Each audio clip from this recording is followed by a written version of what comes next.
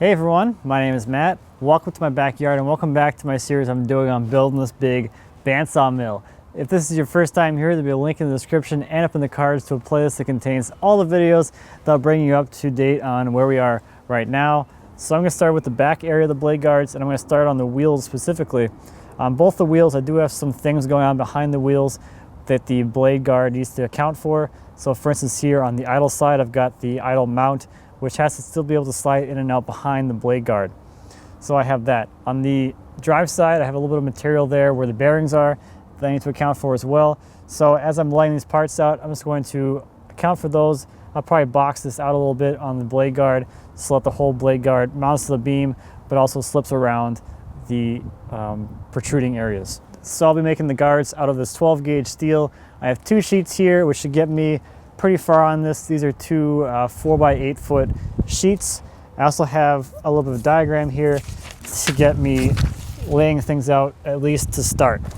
So in a perfect world, this is what the blade guard assembly is going to look like, at least on the back side. And in a perfect world, this is what it would be, but I'm going to use this more as a guide and use the actual mill itself to give me all the dimensions that I need. So one thing I know for sure needs to change is the dimension of the left blade guard, because that wheel needs to be able to slide inside here, back and forth. As tension's adjusted, I need that clearance in there. So the width here is probably more like 37 or so. That'll give it some room in there to slide in and out without hitting the blade guard. So also, because this thing is so wide and massive, I'm going to build it in 3 different parts. Otherwise it'd be 12 feet long, which would be pretty unwieldy. I'm going to build a left and right side, and I'm also going to build a center section. So before I start cutting anything out, I'm going to lay it all out with a marker just to make sure it fits. I'll bring a wheel over, put it down there, make sure it actually makes sense and works. And then I'll start cutting them out. Now I don't have a brake. I don't feel like making a brake to bend all this stuff together. So I'm actually going to just weld it all together. I don't think it'd be too bad. I've welded 10 gauge before, and I'm meaning to try something a little thinner just to see what that's like. So I don't think 12 gauge would be too difficult, but we'll see. Hey, Boop Man. Inches.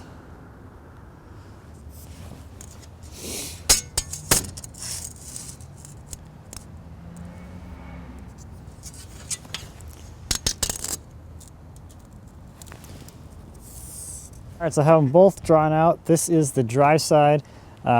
This is the box that's going to be removed in the middle to give clearance for all the stuff going behind it. And then I'll probably just weld some 1x1 tube around the outside just to kind of box it in and kind of contain it a little more. The drive side gets this corner here cut off and the top corner cut off. This bottom corner here is going to be where the dust chute is, so I'm not quite sure what I'm going to do there yet, so I'm going to leave that for now. The idle side is wider. It has all the space here for the wheel to move in and out. I've set this thing up how it is right now on the mill with the idle assembly as far over as possible, so that when this thing gets mounted, the end of the idle mount thing will be over here, and there'll still be 3 inches on this side so that the whole thing can move out to tension the blade. So next I'm going to grab a wheel, put it on here, and just check to make sure it looks like it's supposed to. My coffee! All right, so the drive side, there's the center point. Looks pretty good. There's a good amount of clearance on those, on all the sides. 2.5 inches is what I figured it would be. 2.5, 2.5, 2.5 on this side, and about 2.25 up here. That's close enough.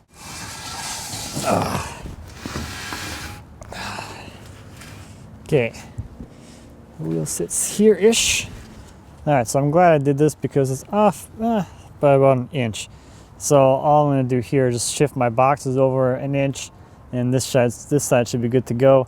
And then I can start cutting these things out.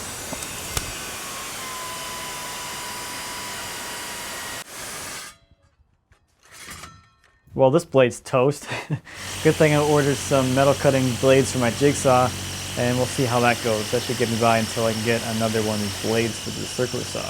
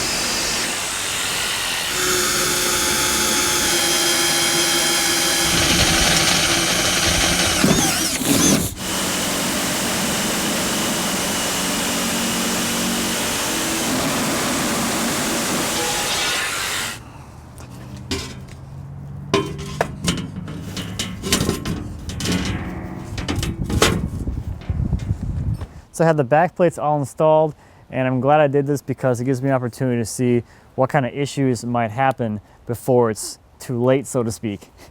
So the first thing I notice is down here on the platform. If the blade guard was left this way, the whole saw head would come down and the blade guard would contact this platform before the blade was actually getting able to be low enough to make those last few cuts. So what I'll do is just notch out a section here of the blade guard in the back here.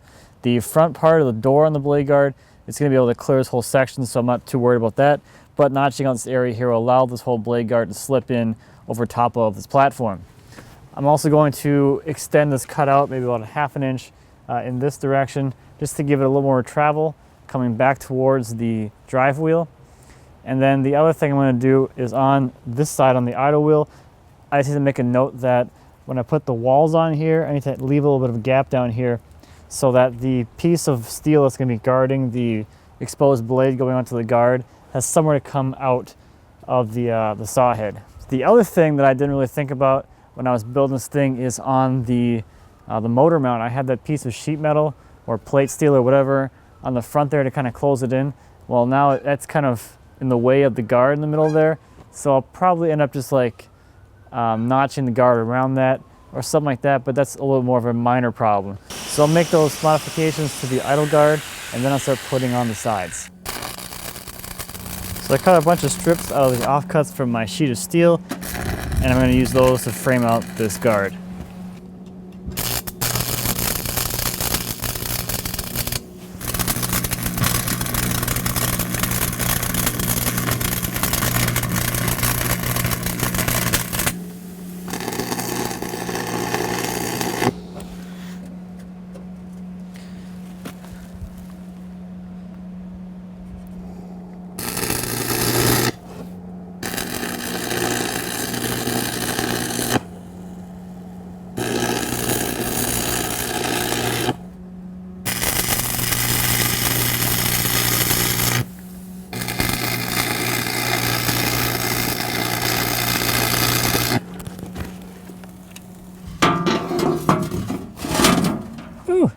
Okay, so this thing has to go up about a ½ an inch so that it has some clearance on the top there for the idle mount. So put this piece of bar stock in there and then just pick it up and put it on top of that. Cool.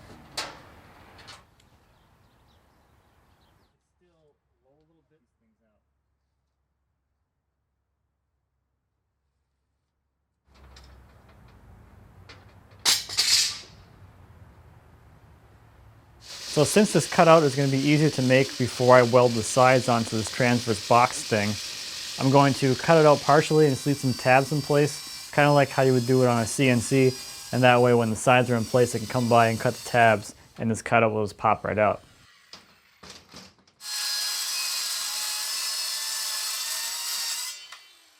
So for those of you who are interested in the rods I'm using and the settings I'm using to weld this 12 gauge, initially I thought I would start out with 70/18s. I had a really hard time starting and maintaining an arc with a 70/18 as the amperages got down low enough for it to be workable.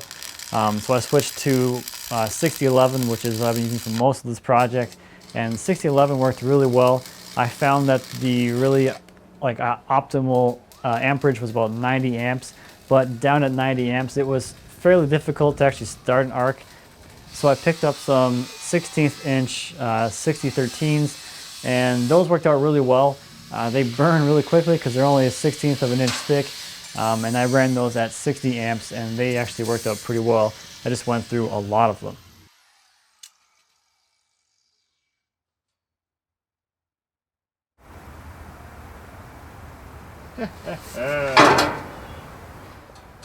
And this is the moment I realize it's backwards.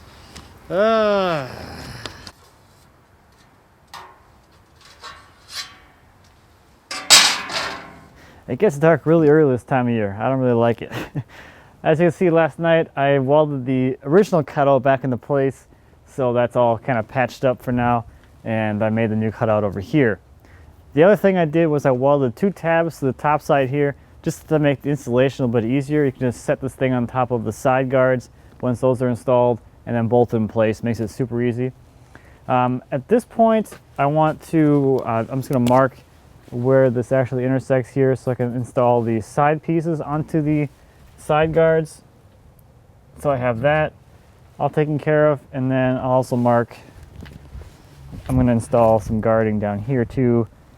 I don't need to go all the way, so I'll just mark kind of how far I want it to go, something like that.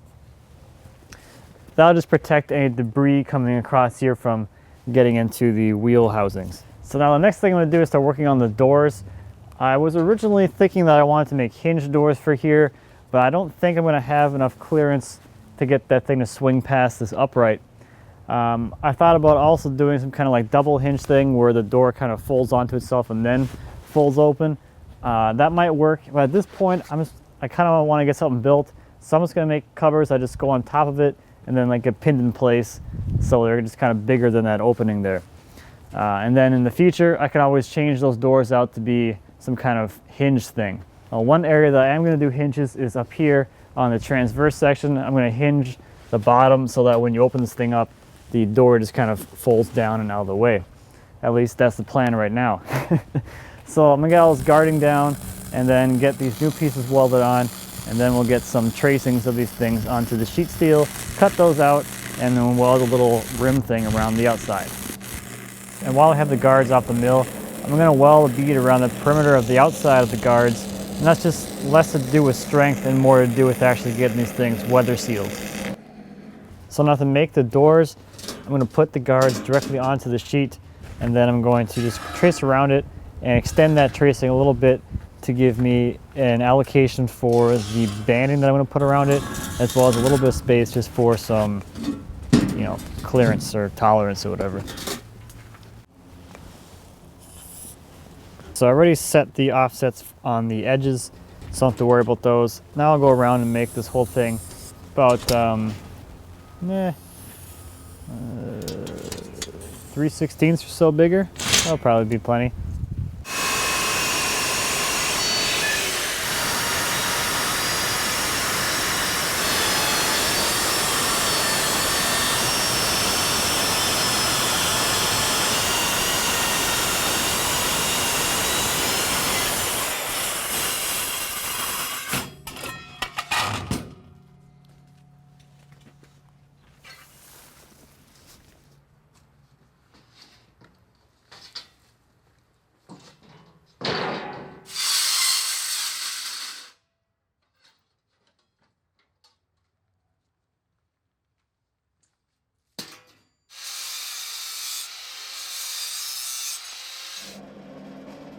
So to allow some clearance for this cover to slip onto the rest of the guard, I'm using some more index cards, just like I did with the idle mount, just to space things out a little bit, and that'll give me a little bit of space between this little strip I'm welding around the outside and the box here, so that the door can slip on pretty easily.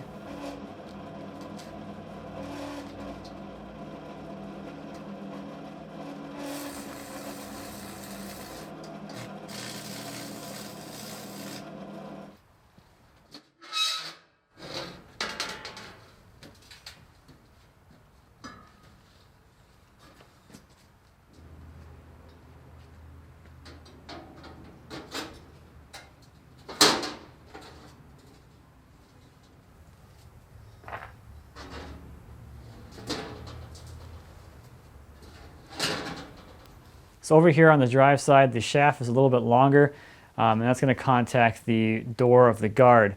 I opted to make the depth of the guards a little bit shallower to save some material and weight, and then I'll just make a cutout here for that shaft to protrude through, and I'll put a little cap on the outside.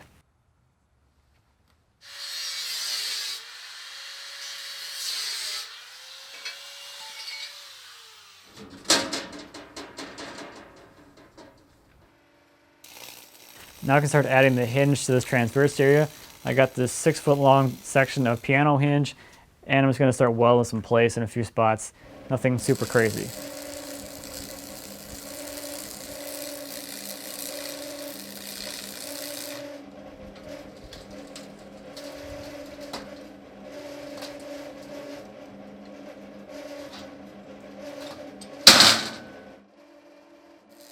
And the last thing here is to fill in the back. And I'm using some 1x1 tube that's 16 gauge to kind of frame things out. And then I'll weld the cutout that I cut out originally back into place with a cutout for the shaft to go through.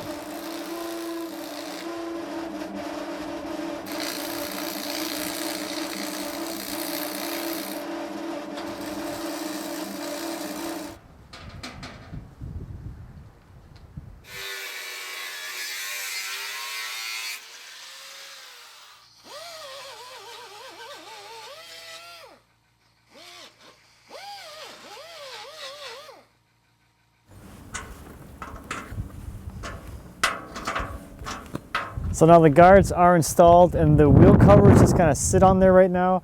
In the future I'll add some kind of clips or something for them to be held on a little better. And in the meantime I'll just try to put some bungee cords on there, some ratchet straps just to hold them in place. Not super worried about that. The transverse area didn't work out quite the way I hoped it would. It's not quite as pretty as I'd like. I've got this gap here. But I think all I'll do is just put like a piece of filler on top of here that becomes part of the latching mechanism in the future, but it is still functional. So at this point I have one piece of guarding that I still need to do, which is the guard that's going to guard the blade as it comes out from the idle wheel out to the guide bearing. And that's going to be done with this piece of angle. But the next thing I have to do is get the wheels aligned and get the blade tracking and running correctly. And I think that's going to be a lot easier without the extra guarding in the way. So I'll add this piece of guarding in the future.